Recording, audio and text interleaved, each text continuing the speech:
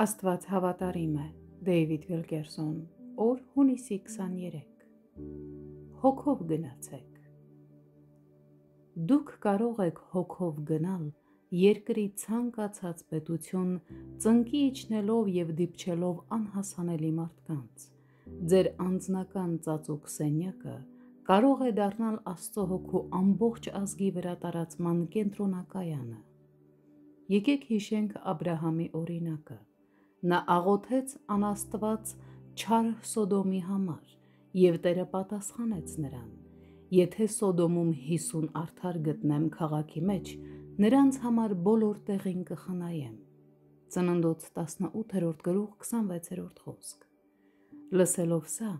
Աբրահամը սկսեց բանակցություններ վարել Տիրոջ հետ։ Նա հարցրեց. «Գուցե 50 արդարիցը 5-ը պակաս լինի, այն 5-ի համար բոլոր քաղաքը կկործանես»։ Խոսք 28։ Աբրահամը հարցնում էր. «Տեր, ի՞նչ կլինի, եթե այդ 50 հավատացյալների մեջ 45-ը արդար լինեն։ Ի՞նչ կլինի, եթե միայն այդքանը աղոթեն և փնտրեն քո երեսը, կամ ի՞նչ կլինի, եթե նրանց մեջ միայն 10 արդար լինեն, որոնք փնտրում են քեզ։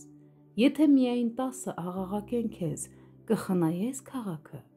Աստված պատասխանեց Աբրահամին.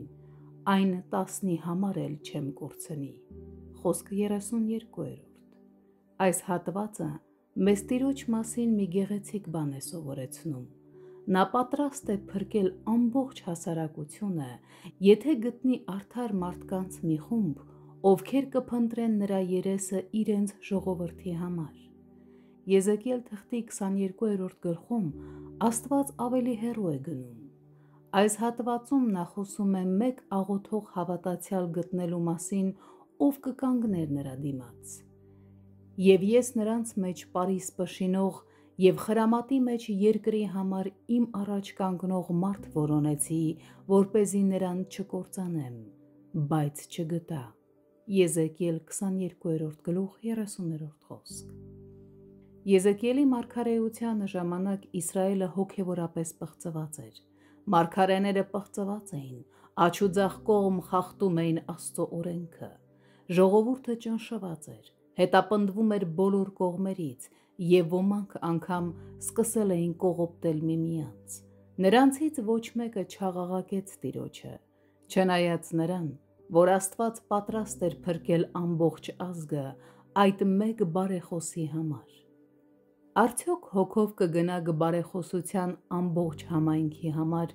ինչպես Աբրահամն արեց։ Այդ բանի համար միայն մեկ մարդ է